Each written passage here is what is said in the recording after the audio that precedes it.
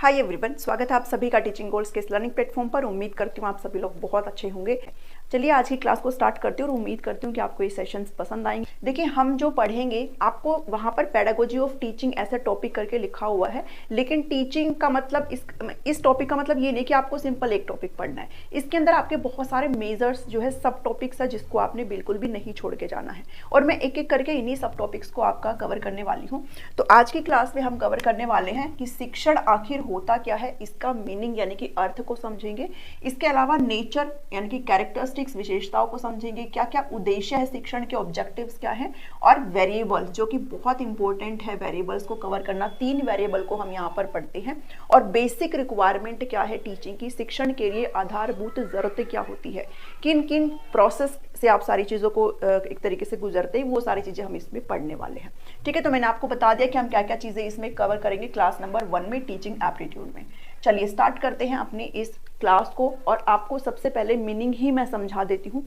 देखिए, टीचिंग यानी कि शिक्षण का मतलब ये होता है कि शिक्षण कैसे हो रहा है कि या तो कोई भी एक इंडिविजुअल है और वो नॉलेज का स्थानांतरण करना है, अपने ज्ञान का एक तरीके से स्थानांतरण करना है किसी भी दूसरे इंडिविजुअल को। तो यहाँ पर जो पहला इंडिविजुअल है वो आपका क्या हो गया, टीचर हो गया।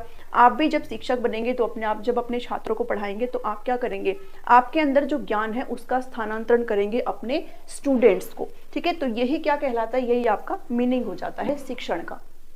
एक्ट ऑफ इम्पार्टिंग नॉलेज, ज्ञान का स्थानांतरण टीचर से उसके स्टूडेंट्स की तरफ, स्किल्स यानी कि कौशलों का स्थानांतरण, और वैल्यूज यानी कि मूल्यों का स्थानांतरण किससे, टीचर से और स्टूडेंट की तरफ। ठीक है, तो इसके बहुत सारे डेफिनेशंस हो जाते हैं, बस आपको बेसिक इन चीज़ों को समझना है कि क्या है act of imparting knowledge, skills and values. ठीक है, बेसिकली हम अपने एक्सपीरियंस जो है, हमारा जो अनुभव है, हम उसको क्या करते हैं, इंप्लीमेंट करते हैं और बच्चों को चीज़ें इफेक्टिव तरीके से समझाने की कोशिश करते हैं, और यही प्रक्रिया आपकी क्या कहलाती है, यही आपकी शिक्षण कहलाती है। ठीक है, तो हमें यहाँ पर मीनिंग समझ में आया। अब बात करते हैं कि नेचर यानी कि कैरेक्टरिस्टिक्स क्या होते हैं, क्या क्या विशेषताएं होती है, शिक्षण की प्रकृति क्या होती है। तो मैंने यहाँ पर आपको पूरा काफी सारी चीजें लिखी हुई है, एक एक करके हम इनको अच्छे से समझेंगे। क्वेश्चंस आपसे डायरेक्टली कई बार ऐसे ही पूछ लेते हैं, तो आप एक भी चीज को यहाँ पर इग्नोर नहीं करेंगे। ठीक है, स्टार्ट करते हैं नंबर 1 से। अंतर प्रक्रिया होती है, इंटर प्रोसेस होता है। शिक्षण क्या होती है भाई, शिक्षण इसका मतलब ये नहीं है कि किसी भी एक इंडिविजुअल आपस में जो है टीचिंग कर लेगा और वही टीच कर लेगा और वही सीख लेगा।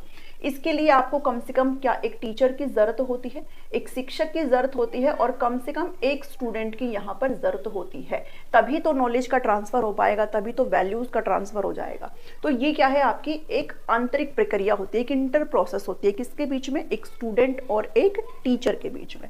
ठीक है, तो आपका पहला पॉइंट यहाँ पर क्लियर हुआ।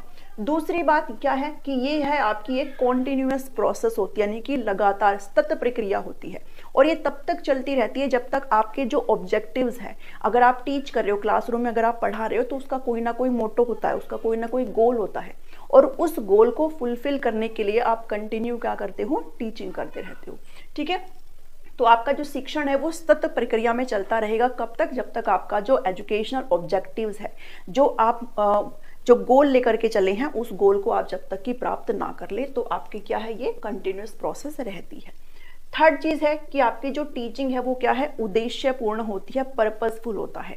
ऐसा नहीं होता कि मैं यहाँ पर अगर आज आपको पढ़ा रही हूँ तो उसका कोई उद्देश्य नहीं, मैं ऐसे ही नहीं पढ़ा रही हूँ। मेरा उद्देश्य है कि आपको ये टॉपिक अच्छे से समझ में आ जाए, तभी मैं आपको टीचिंग यहाँ पर कर रही हूँ। ठीक है, आप क्लासरूम में अपने बच्चों को पढ़ाओगे, कोई भी अगर आप टॉपिक पढ़ा रहे हो तो आपका एक पर्पस है, आपका एक उद्देश्य है, आपका एक ऑब्जेक्टिव है कि आप बच्चों को उस चीज के प्रति ज्ञान जो है एक तरीके से देना चाहते हैं। तो टीचिंग क्या होती है, पर्पसफुल होते हैं, हम एवं ही नहीं पढ़ाने लग जाते, उसके पीछे एक रीजन होता है। ठीक है, नेक्स्ट क्या है कि जो टीचिंग होती है वो कॉम्प्लेक्स प्रोसेस होती है, यानी कि जटिल प्रक्रिया होती है। कॉम्प्लेक्स का मतलब ये है कि आप सारी चीजों की प्लानिंग करते हो। अगर आप कोई टॉपिक करवाने वाले हो तो पहले आप उसकी प्लानिंग करते हो, आप उसको कैसे प्रेजेंट करेंगे। आपकी क्लास में बहुत सारे जो डिफरेंट इंडिविजुअल नीड्स वाले बच्चे हैं, हर बच्चे के लिए आप कैसे कैसे चीजों को समझाएंगे। अगर आपके बच्चों को समझ में नहीं आ रहा है तो आप कौन सा अलग अल्टरनेटिव मेथड यूज करेंगे ताकि उनको समझ में आ जाए। तो टीचिंग क्या है, आपकी एक जटिल प्रक्रिया है, एक इजी प्रोसेस नहीं है। अगर किसी भी एक बच्चे को दिक्कत आ रही है तो आपको अपनी टीचिंग मेथड्स में सुधार लाना होगा, उसमें बदलाव लाना होगा, असेसमेंट करना होगा। ठीक है, इवैल्यूएशन की प्रक्रिया होती है। तो ये क्या है, आपकी एक कॉम्प्लेक्स प्रोसेस यहाँ पर शिक्षण कहलाता है। नेक्स्ट है 5 नंबर का कि टीचिंग जो है वो प्लान्ड भी होती है और अनप्लान्ड भी होती है। हमेशा ज़रूरी नहीं है कि आप सारी चीज़ें प्लानिंग के तहत ही करते हो, आप सारा जो शिक्षण है वो प्लानिंग के तहत ही कर रहे हो। आप क्लासरूम में जो कुछ भी पढ़ा रहे हो बच्चों को वो आपका प्लानिंग हो सकता है, लेकिन बहुत सारी ऐसी चीज़ें होती है जो अनप्लान्ड भी होती है। जैसे आपका जो हिडन करिकुलम होता है वो आपका अनप्लान्ड होता है। लाइक बच्चों को अगर आप डिसिप्लिन सिखा रहे हो, उनको अगर मोरल वैल्यू सिखा रहे हो, तो ये आपके प्लानिंग नहीं होती है। वो सारी चीज़ें क्या है, वो आपकी अनप्लान्ड होती है। तो ज़रूरी नहीं है कि शिक्षण आपका प्लान हो, वो आपका अनप्लान्ड भी हो सकता है। ठीक है, नेक्स्ट चीज पर बढ़ते हैं कि आपका जो शिक्षण है, टीचिंग है, वो डायनामिक भी होती है और रिफ्लेक्टिव भी होती है। डायनामिक का मतलब ये होता है कि वो गतिशील होती है, मतलब एक जैसी नहीं होती है। आप हमेशा शिक्षण हर बच्चे के लिए एक जैसा इस्तेमाल करो, आप हर बच्चे के लिए एक ही टीचिंग मेथड का अगर इस्तेमाल कर रहे हो तो ऐसा ज़रूरी नहीं है कि सभी बच्चों को एक ही मेथड से समझ में आ रहा हो। आपको अपने मेथड्स में सुधार भी लाना होगा, उसको मॉडिफाई भी करना होगा, अलग अलग चीज़ों का इस्तेमाल करना होगा, अलग अलग एक्टिविटीज़ का इस्तेमाल करना होगा। तो आपकी जो टीचिंग है वो कैसी होती है, वो डायनेमिक होती है, एक जैसी नहीं होती, स्टैटिक नहीं होती। ठीक है, स्थिर नहीं होती। आप हर बच्चे के लिए एक ही मेथड का इस्तेमाल नहीं करते हो। उसके अलावा आपकी जो टीचिंग है वो रिफ्लेक्टिव भी होती है। रिफ्लेक्टिव का मतलब क्या होता है कि आप जो पढ़ा रहे हो बच्चे उसमें कितना कर पा रहे हैं। अगर बच्चों में कोई दिक्कत आ रही है तो आप अपने जो टीचिंग है उसको रिफ्लेक्ट कर रहे हो कि मेरे को इसमें ये सुधार लाने की जरूरत है, बच्चों को तब समझ में आएगा। अब बच्चों को नहीं समझ में आ रहा है तो मैं अगर इसमें ऐसे सुधार लाता हूँ या लाती हूँ तो बच्चों को समझ में आएगा। तो आप अपने खुद के शिक्षण में भी झांक के देख सकते हो। रिफ्लेक्टिव का मतलब ये होता है कि आपको ये पता चल जाता है कि आप जिस तरीके से पढ़ा रहे हैं वो सही है कि नहीं है, आपको क्या और उसमें मॉडिफिकेशन करने की जरूरत है। ठीक है, फिर आता है कि टीचिंग क्या होती है, वो सोशल भी होती है और प्रोफेशनल भी होती है। भाई सामाजिक तो होती ही है, टीचिंग सामाजिक होती है क्योंकि स्टूडेंट टीचर जो है उसके लिए कम से कम एक स्टूडेंट की रिक्वायरमेंट होती है, टीचिंग के लिए एक से ज़्यादा स्टूडेंट की। तो ये एक सामाजिक प्रोसेस होती है। आप घर में बैठ करके सिर्फ नहीं पढ़ा सकते हो, इसके लिए आपको बाहर जाना पड़ेगा, आपको डिफरेंट बैकग्राउंड के बच्चों को डील करना होगा। तो ये क्या है, एक सोशल प्रोसेस भी होती है टीचिंग। इसके अलावा जो शिक्षण है वो एक प्रोफेशनल भी होता है। भाई आप सभी लोग पढ़ाएंगे तो ऑब्वियस सी बात है आपकी उससे अर्निंग भी होगी, आपका उससे घर भी चलेगा। तो क्या है, ये प्रोफेशनल भी होती है टीचिंग। ठीक है, नेक्स्ट की बात करें तो जो टीचिंग है वो आपका आर्टिस्टिक और साइंटिफिक होता है, यानी कि एक कला भी है शिक्षण और आपका एक क्या है, वैज्ञानिक मेथड भी आपका ये कहलाता है। जैसे आप प्लानिंग कर रहे हो, आप सारी एक्टिविटीज़ को परफॉर्म कर रहे हो, आप कैसे इवैल्यूएशन करोगे, कैसे बच्चों का मूल्यांकन करेंगे, सारी चीज़ें, वो सब क्या है, वो सब आपका साइंटिफिक पार्ट है। लेकिन आप कैसे अपने शिक्षण को प्रेजेंट कर रहे हो, आप किन मेथड्स का इस्तेमाल कर रहे हो, आप किस तरीके से प्रस्तुतिकरण कर रहे हो, वो एक कला कहलाती है ना। अब हो सकता है मान लो अगर कोई भी एक टीचर है, उसको प्रेजेंट करना नहीं आता है चीज़ों को, उसके पास ज्ञान बहुत है, वो जानता बहुत है, लेकिन वो समझाने की जो कला है, जो आर्ट है समझाने का, सबका अलग अलग होता है ना। कोई जो रियल एग्जाम्पल्स हैं उनसे समझा देता है, कोई बहुत सारे एग्जाम्पल से समझा देता है, कोई सिर्फ और सिर्फ किताबी ज्ञान तक ही सीमित रह जाता है। तो समझाना यानी कि जो आप पढ़ाना चाहते हो उसका प्रेजेंटेशन करना, उसका प्रस्तुतिकरण करना, वो एक क्या कहलाती है, वो एक कला कहलाती है, जो कि हर टीचर टू टीचर क्या होता है, वेरी करता है। आपकी जितना अच्छा प्रेजेंटेशन स्टाइल है उतना ही अच्छा आपके बच्चों को समझ में भी आएगा। तो ये क्या है, ये आर्टिस्टिक और साइंटिफिक होता है। ठीक है, नेक्स्ट पे बात करते हैं। तो जो टीचिंग है, शिक्षण है, वो आपका औपचारिक भी होता है और अनौपचारिक भी होता है, यानी कि फॉर्मल और इनफॉर्मल दोनों होता है।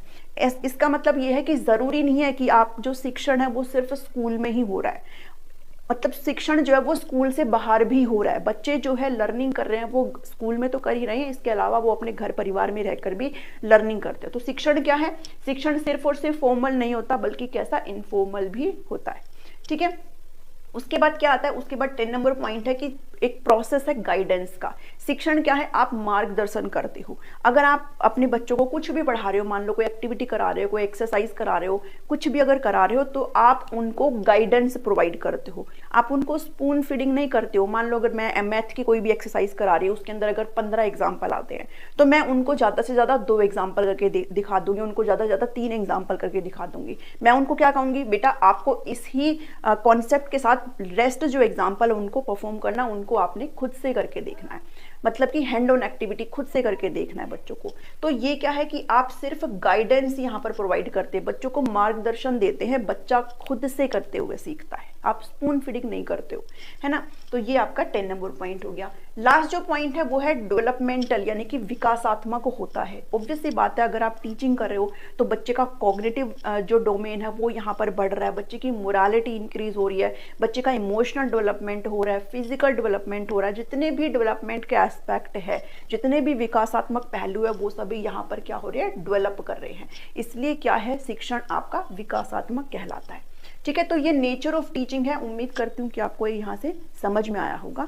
अब बात करते हैं कि ऑब्जेक्टिव्स क्या होते हैं, उद्देश्य क्या होते हैं। तो ये कुछ 4-5 ऑब्जेक्टिव है, आप इनको अच्छे से देख सकते हो। इतना कुछ है नहीं इसमें, बाकी एक बार मैं बता देती हूँ कि ऑब्जेक्टिव यानी कि शिक्षण के उद्देश्य क्या है, आप करना क्या चाह रहे हो। Bring desired changes in student attitude, बच्चे का जो एटीट्यूड है उसमें आप परिवर्तन लाना चाहते हो।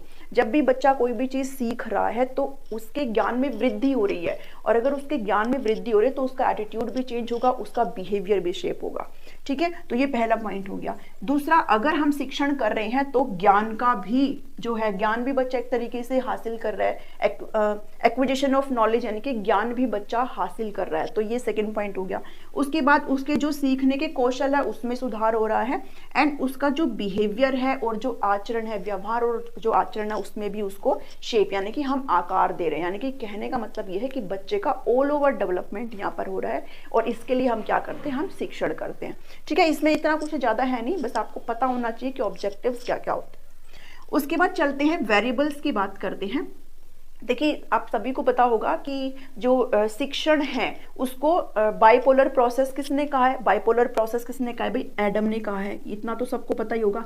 एडम ने क्या कहा कि ये एक बाइपोलर प्रोसेस होती है ना।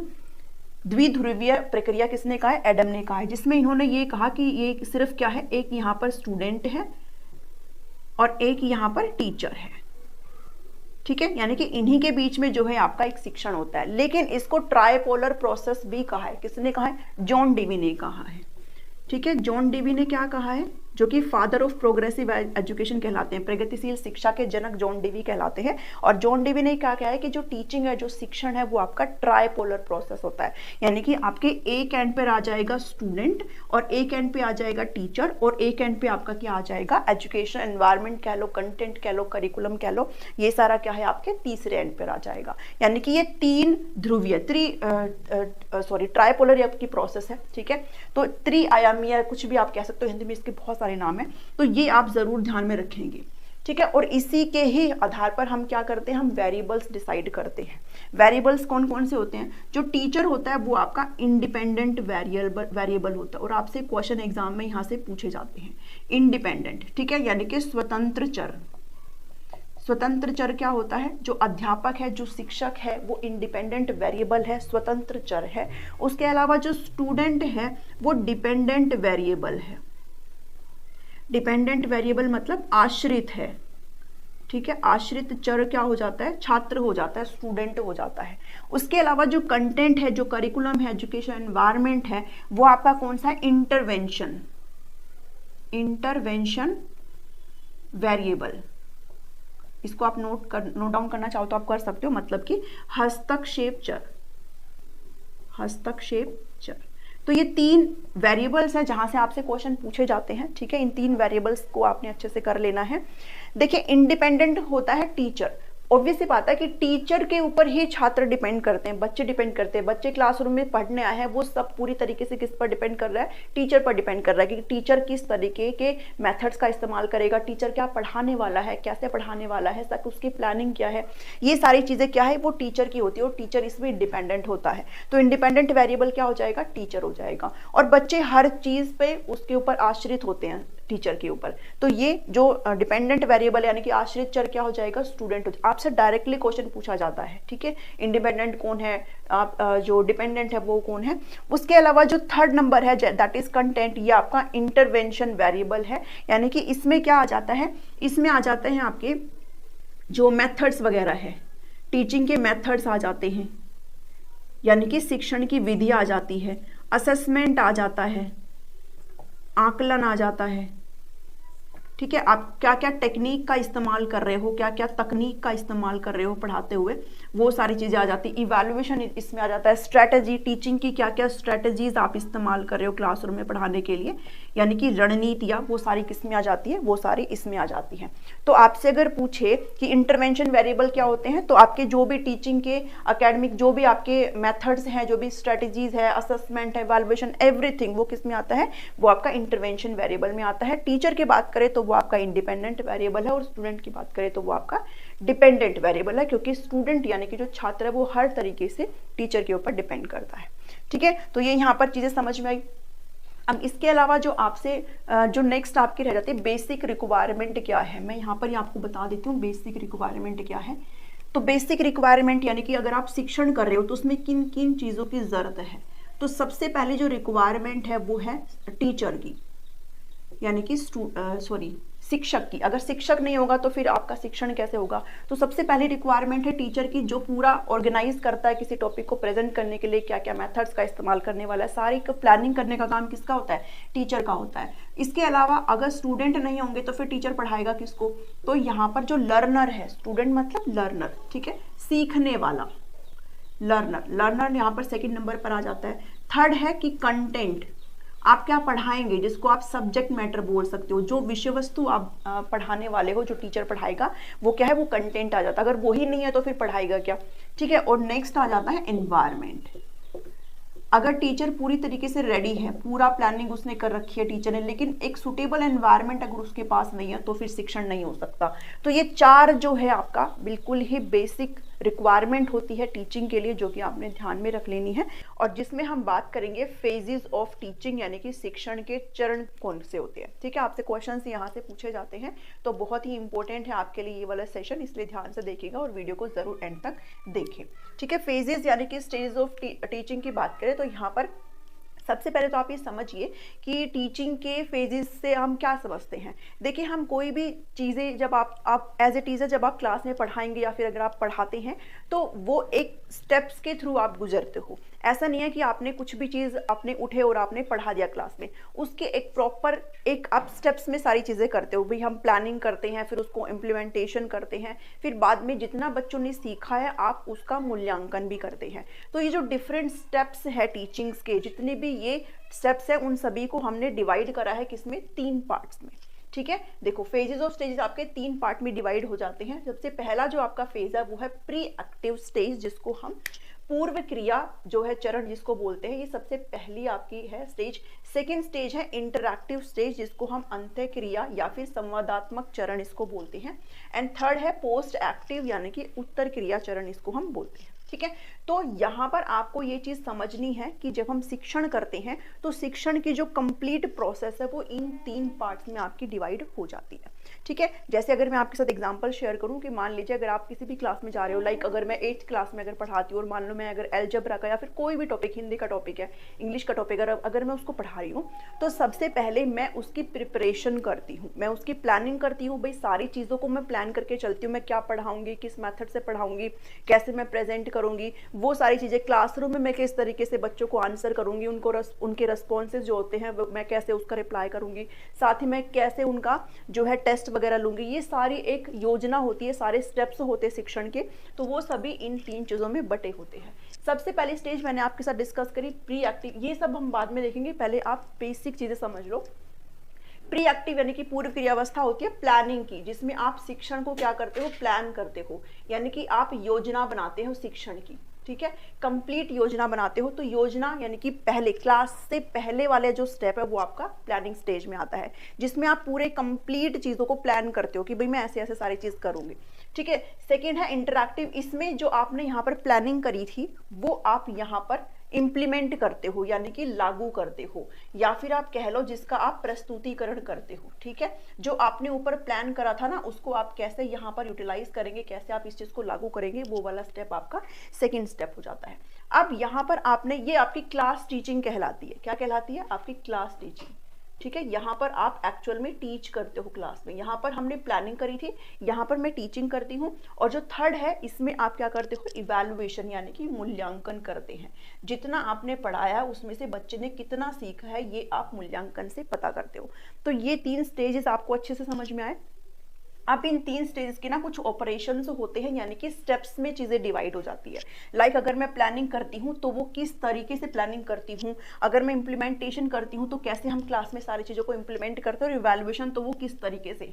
ठीक है, तो ये सारी चीजें मैंने यहाँ पर आपको पॉइंट टू पॉइंट लिख दी है, जो कि आपके लिए समझना जरूरी है, बिकॉज आपको डायरेक्टली यहीं से ही चीजें जो है वो पूछ ली जाती है।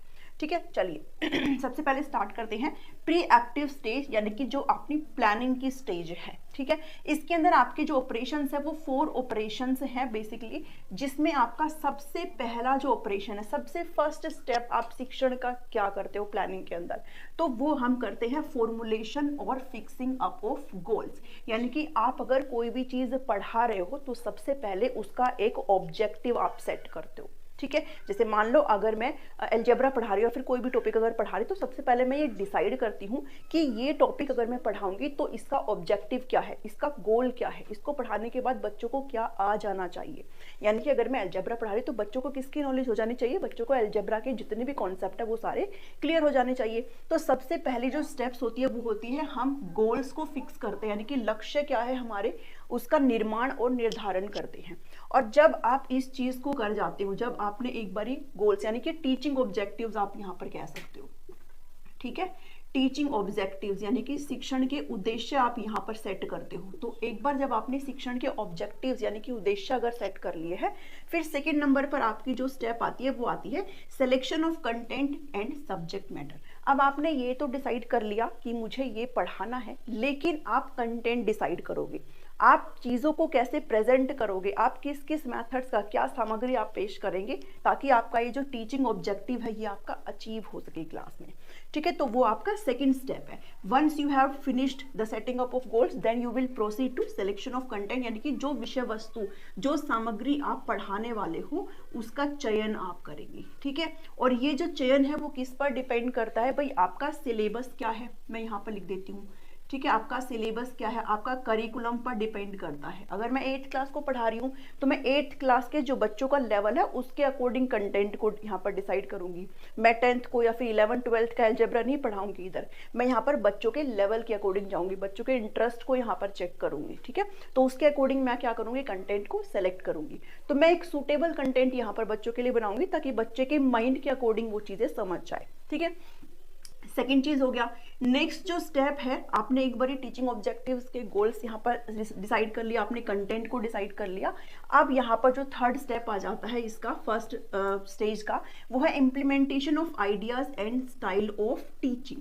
यानी कि अगर मान लो मेरे पास बहुत सारा कंटेंट है, मेरे पास सारी चीजें हैं, लेकिन मैं उसको एक लॉजिकल ऑर्डर में प्रेजेंट नहीं कर रही हूँ बच्चों के सामने, या फिर मेरा जो टीचिंग का स्टाइल है, मेरा जो प्रेजेंट करने का तरीका वो अगर अच्छा नहीं है, तो कितना मर्जी आपका कंटेंट अच्छा हो वो बच्चों को डिलीवर नहीं हो पाएगा। आप जिस उद्देश्य के साथ बच्चों को पढ़ा रहे हो वो आपका उद्देश्य फुलफिल नहीं हो पाएगा।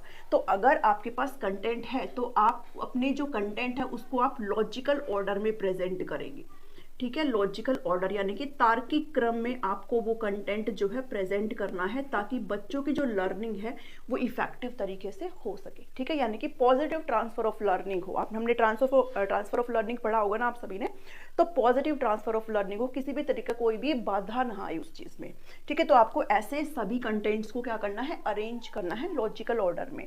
इसके साथ साथ आपकी स्टाइल क्या है टीचिंग की, आपकी शिक्षण की शैली क्या है, आप किस तरीके से प्रेजेंट कर रहे हो, वो भी यहाँ पर मैटर करती है। तो एक टीचर, एक अच्छा टीचर यहाँ पर ये भी देखता है कि कंटेंट अगर मेरे पास है तो मैं उसको किस अच्छी तरीके से प्रेजेंट करूँ। लाइक अगर मैं आपके साथ अगर अपना ये डिस्कस करूँ, तो इस क्लास को यहाँ पर जो मैं ये क्लास आपके लिए रिकॉर्ड कर रही हूँ, यहाँ पर इससे पहले मैंने सारी प्लानिंग करी है कि मैंने सारी चीज़ें आपके लिए पढ़ी है, फिर मैं यहाँ पर कैसे इस चीज़ को प्रेजेंट कर रही हूँ ये मैटर करता है।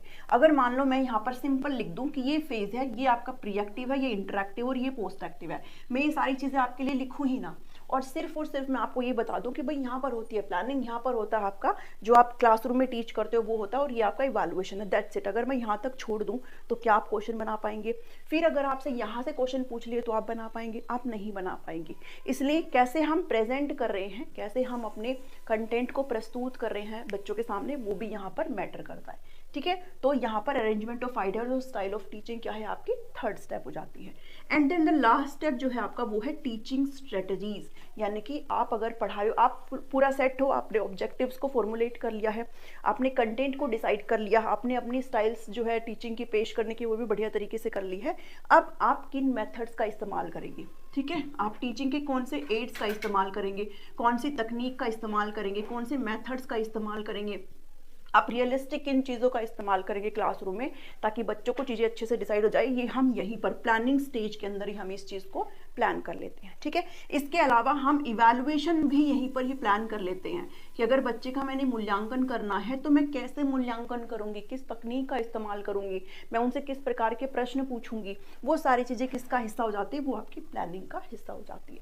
ठीक है, इतना यहाँ से समझ में आया कि अभी ये क्लासरूम में चीज़ें नहीं हो रही है, क्लासरूम से पहले है। ठीक है, प्री क्लासरूम, ये सारी चीजें क्या है, क्लासरूम से पहले है। यहाँ पर जो सारा रोल है वो किसका है, वो एक शिक्षक का है, यानी एक टीचर का रोल है। ठीक है, इतना यहाँ से समझ में आया। अब बढ़ चलते हैं नेक्स्ट स्टेज की तरफ, जो कि आपका सेकंड नंबर का, ये आपके प्री क्लासरूम से पहले की पूरी प्लानिंग हो चुकी है। अब जो हमने यहाँ पर प्लान किया है उसको लागू करने का टाइम है यहाँ पर, कि अब इन सारी चीजों को क्लासरूम के अंदर क्या करेंगे, लागू करेंगे। तो ये आपका टीचिंग फेज है। ठीक है, आप इसको क्या बोलेंगे, ये आपका टीचिंग फेज है, यानी कि शिक्षण का चरण है। इसके साथ साथ ये आपका इंटरैक्टिव फेज भी है। ठीक है, इंटरैक्टिव फेज किसके बीच में, टीचर के बीच में और स्टूडेंट के बीच में इंटरेक्शन भी यहाँ पर होती है। भाई अगर आप पढ़ाएंगे तो ऑब्वियस सी बात है, आप अपने बच्चों को पढ़ाएंगे तो आपका और आपके बच्चों का क्या हो रहा है, इंटरेक्शन हो रहा है। ठीक है, जो कि आपका वर्बल और नॉन वर्बल दोनों हो सकता है। ठीक है, तो ये इंटरैक्टिव फेज है, यहाँ पर आपकी एक्चुअल टीचिंग हो रही है। ठीक है, तो सेकंड में आपको अब इसके ऑपरेशंस क्या है, इसके 3 ऑपरेशंस है यहाँ पर जिनको हमने समझना है। सबसे पहली चीज है आपका क्या, सेटिंग अप द क्लास, यानी कि क्लास को जब एक टीचर क्लासरूम में जाएगा तो सबसे पहले उसका काम क्या है, वो सिर्फ जाते ही साथ बुक नहीं उठा करके बैठ जाएगा। एक जो आइडियल टीचर होता है उसका सबसे पहला क्या हो जाता है कि वो अपने क्लासरूम को चेक करता है।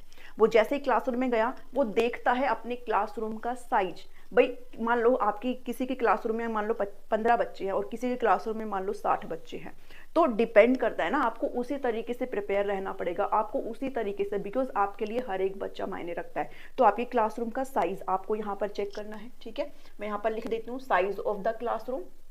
ठीक है, आपके बच्चों का मूड, भाई मूड ऑफ द लर्नर भी यहाँ पर मैटर करता है, भाई वो पढ़ने में इंटरेस्ट है कि नहीं इंटरेस्ट करते हैं। ठीक है, क्लासरूम का साइज आप देखेंगे, मूड चेक करेंगे। ठीक है, तो ये सारे, इसके साथ साथ आपकी क्लास में बहुत सारे ऐसे बच्चे होते हैं, आपको पता होना चाहिए कौन सा बच्चा स्लो लर्नर है, कौन सा बच्चा आपका सुपीरियर है, किसको अच्छे से समझ में आता है। तो ये सारी चीजें भी एक टीचर को पता होनी चाहिए। ठीक है, तो यहाँ पर आप ऐसे भी लिख सकते हो भाई स्लो लर्नर वगैरह सारी चीजें। तो ये क्या है, सबसे पहली चीज क्या करेगा क्लासरूम में जाती है teacher, setting up the class, यानी कि क्लासरूम के साइज वगैरह को चेक करेगा। अब यहाँ पर ये साइज वगैरह चेक कर ली, सब कुछ चीजें देख लिया। नेक्स्ट स्टेप पे जब हम बढ़ते हैं तो हम क्या करेंगे, एक टीचर क्या करेगा, लर्नर को डायग्नोज करने का काम करेगा। ठीक है, यानी कि जो शिक्षार्थी हैं उनको निदान करने का काम करेगा। हिंदी में मैंने लिखा नहीं है तो आप लिख सकते हो अगर आप नोट्स बना रहे हो तो। ठीक है, इसमें क्या करेगा टीचर, क्या करेगा, बच्चों का इंटरेस्ट चेक करेगा, बच्चों की रुचि क्या है उसको चेक करेगा, बच्चे की जिस कंटेंट को आपने प्रेजेंट करना उसकी प्रीवियस नॉलेज को चेक करने का काम करेगा, बच्चे का पूर्व ज्ञान क्या है उस बारे में, आप कोई भी टॉपिक अगर डिलीवर कर रहे हो तो उसके बारे में बच्चे की जानकारी क्या है वो सारे चेक करने का यहाँ पर काम करेगा। ठीक है, जो बच्चा है उसका एजुकेशनल बैकग्राउंड कैसा है, ये सारा चेक करने का काम यहाँ पर टीचर के द्वारा करा जाएगा। ठीक है, तो ये आपका सेकंड हो गया। अब यहाँ पर लर्नर का डायग्नोसिस भी हो गया है। अब आपकी आती है किसकी, पढ़ाई की बारी, यानी कि यहाँ पर आपकी एक्चुअल टीचिंग हो रही है। ठीक है, एक्चुअल टीचिंग यानी कि वास्तविक जो शिक्षण है वो आपका कहाँ पर हो रहा है, इसमें हो रहा है, इस स्टेप में, एक्शन और रिएक्शन में। एक्शन और रिएक्शन मतलब यहाँ पर आपका एक्चुअल इंटरेक्शन होता है। क्या होता है, एक्चुअल इंटरेक्शन होता है किसके बीच में, टीचर के बीच में और स्टूडेंट के बीच में। बिकॉज अगर मैं एक टीचर हूँ, मान लो मैं क्लासरूम में पढ़ा रही हूँ, तो यहाँ पर मैं जो पढ़ाऊंगी, मैं जो एक्शन करूंगी, उसका रिस्पॉन्स बच्चों की तरफ से आएगा। बच्चे अगर कोई भी चीज़ पूछ रहे हैं तो आप उसका रिस्पॉन्स करेंगे। तो एक्शन और जो रिएक्शन है वो वाली स्टेज आपकी कौन सी है? एक्चुअल टीचिंग की है, जहाँ पर आपका एक्चुअल इंटरेक्शन होता है। ठीक है, अब ये आपका 3 तरीके से कैटेगराइज है। कैसे?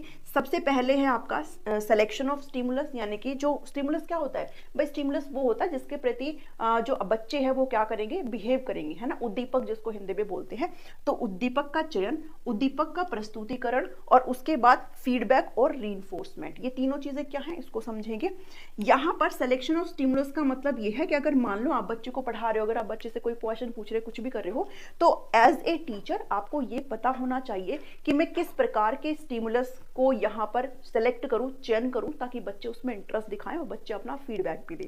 ठीक है, तो एक टीचर को यहाँ पर ये जरूर पता होना चाहिए कि तो सिलेक्शन ऑफ स्टिमुलस यहाँ पर मायने रखता है। उसके बाद आपने जो है सिलेक्शन तो कर लिया, अब आप उसको कैसे प्रेजेंट करेंगे।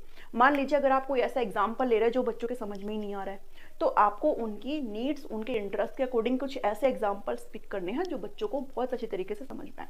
ठीक है, तो आपका प्रेजेंटेशन करने का स्टाइल यहाँ पर चेक करता है। अब आपने कर दिया वो सारी चीजें, आपने सिलेक्शन कर लिया, प्रेजेंट भी कर लिया, जो एग्जाम्पल देना था, जो क्वेश्चन पूछ रहे थे। अब बात आती है फीडबैक की। ठीक है, अब बारी किसकी आती है? फीडबैक। फीडबैक क्या होता है? प्रतिक्रिया होती है। ठीक है, और आपकी फीडबैक, और यहाँ पर है थर्ड चीज क्या है? रीइंफोर्समेंट। लास्ट चीज क्या है? रीइंफोर्समेंट है। ठीक है, अगर बच्चे यहाँ पर फीडबैक दे रहे हैं और अगर आपने देखा कि फीडबैक अगर बच्चे ने सही दिया, आपने कोई क्वेश्चन पूछा और बच्चे ने अगर उसका सही आंसर दिया है, तो फिर बारी आती है किसकी? रीइंफोर्समेंट की। रीइंफोर्समेंट क्या होता है? रीइंफोर्समेंट होता है अगर पॉजिटिव हो और नेगेटिव, दो तरीके के रीइंफोर्समेंट होते हैं। उम्मीद करती हूँ तो आपको पता ही होगा, बाकी मैं आपको बता देती हूँ कि पॉजिटिव रीइंफोर्समेंट वो होता है जो आपके किसी भी व्यवहार को बढ़ाता है। अगर आपने कोई भी व्यवहार दिखाया, मान लीजिए मैंने क्वेश्चन पूछा आपसे, आपने रिप्लाई दिया, अगर मुझे वो क्वेश्चन सेटिस्फेक्शन लगता है तो मैं आपको शाबाशी दूंगी, आपको वेरी गुड बोल सकती हूँ क्लास में बच्चों को। तो इससे क्या होगा? बच्चे और भी ज़्यादा मोटिवेट होंगे और उस चीज़ को और भी, उस व्यवहार को रिपीट करेंगे। लेकिन अगर बच्चे अगर गलत आंसर करते हैं तो मैं उनको डांट सकती हूँ, मैं उनको स्कोल्ड कर सकती हूँ। तो ये क्या है? ये नेगेटिव रीइंफोर्समेंट है, और वो इसलिए किया जाता है कि जिस व्यवहार को बच्चे दिखा रहे हैं वो उसको अब रिपीट ना करें। ठीक है, तो ये सारी चीजें किस में आती है? वो आती है आपके रीइंफोर्समेंट में। तो ये पूरा क्लासरूम का हो गया, पूरी चीजें हमने प्लानिंग कर ली सबसे पहले कंटेंट की। अब हमने वो सारी चीजें यहाँ पर प्रस्तुत कर दी है सेकेंड स्टेज में। अब लास्ट स्टेज आती है, दैट इज पोस्ट एक्टिव, जिसको आप इवैल्यूएशन स्टेज बोलते हो। अभी तक आपने जो प्लान किया था, जो आपने क्लासरूम में पढ़ाया है, उसकी अब बारी है परखने की कि अब बच्चों ने कितना यहाँ पर सीखा है। वो हम कैसे करते हैं? इवैल्यूएशन से करते हैं। इसके भी आपके 3 स्टेजेस हैं। सबसे पहले है determining the exact dimension of behavioural change. इसको आपको हो सकता है यहाँ समझ में आए, मैं आपको समझाती हूँ कि आप जिस बिहेवियर की आशा कर रहे हो बच्चे के अंदर, मान लीजिए मैं अलजेब्रा पढ़ा रही हूँ और अलजेब्रा पढ़ने के बाद अगर बच्चे ने अलजेब्रा पढ़ लिया तो वो उससे रिलेटेड क्वेश्चंस बना पाएगा।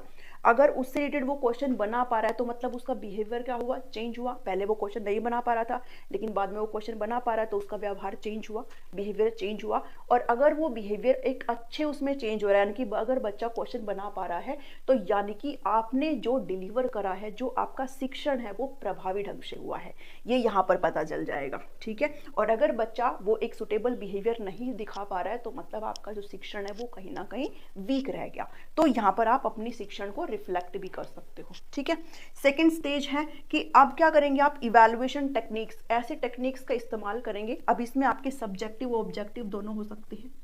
ठीक है, सब्जेक्टिव एंड ऑब्जेक्टिव दोनों हो सकते हैं। आप यस और नो से भी पूछ सकते हो, आप ट्रू फॉल्स से भी क्वेश्चंस जो है पूछ सकते हो, आप वन वर्ड से पूछ सकते हो, आप जो है सब्जेक्टिव यानी कि आप लेंथी क्वेश्चंस के फॉर्म में भी पूछ सकते हो। वो आपकी मर्जी है, जो कि आपने प्लानिंग में करा था। ठीक है, तो ये इवैल्यूएशन के कौन कौन से तकनीक आप इस्तेमाल करते हो। नेक्स्ट है चेंजिंग स्ट्रेटेजीज ऑफ टीचिंग। अब आपने इवैल्यूएशन कर लिया, इवैल्यूएशन करने के बाद आपको ये पता चल गया कि किन बच्चों को अच्छे से समझ में आया है और किन बच्चों को अच्छे से समझ में नहीं आया है। तो उसके बेस पे आप अपने स्ट्रेटजीज में क्या लाएंगे? बदलाव लाएंगे। ठीक है, ऑब्वियसली बात है, बच्चों की तो गलती होती नहीं है। अगर आपको अपने टीचिंग मेथड्स में यहाँ पर सुधार करना होता है तो बच्चों ने क्या परफॉर्म किया है उसके बेस पर आप अपने स्ट्रेटजीज में चेंज लाएंगे। ये आपका थर्ड स्टेज है। ठीक है, उम्मीद करती हूँ आपको तीनों स्टेज यहाँ पर समझ में आए होंगे। फर्स्ट स्टेज है प्लानिंग, जिसमें आप पूरा प्लान करते हो चीज़ों को। दूसरा है इम्प्लीमेंटेशन, जिसमें आप सारी चीज़ों को लागू करते हो। एंड थर्ड स्टेज है जिसमें आप इवैल्यूएट करते हो और साथ साथ अपनी जो टीचिंग स्ट्रेटेजीज है उसमें सुधार लाने की कोशिश करते हैं, यानी कि आप इसको बोल सकते हो रिफ्लेक्शन। ठीक है, थर्ड जो है आपकी रिफ्लेक्शन की स्टेज है। रिफ्लेक्शन किसका? आपके खुद के शिक्षण को आप रिफ्लेक्ट करते हो कि कितना सही जा रहा है, कितना नहीं, कितना उसमें बदलाव की ज़रूरत है। उम्मीद करती हूँ आपको एक क्लास समझ में आई होगी। अगर अच्छी लगी है तो इसको ज़रूर लाइक कर, शेयर करें और टीचिंग और को सब्सक्राइब करना बिल्कुल भी ना भूलें। मिलते हो नेक्स्ट वीडियो में। Thank you, thanks for watching.